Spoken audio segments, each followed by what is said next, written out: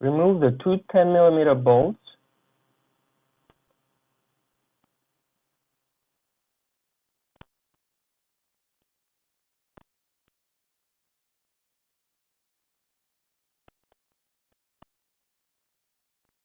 You also have one 12mm bolt in the back that you need to remove.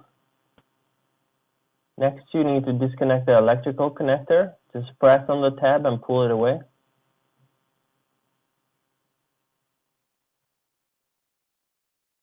Now you can remove the headlight. You'll need to be careful to avoid scratching your bumper or fender.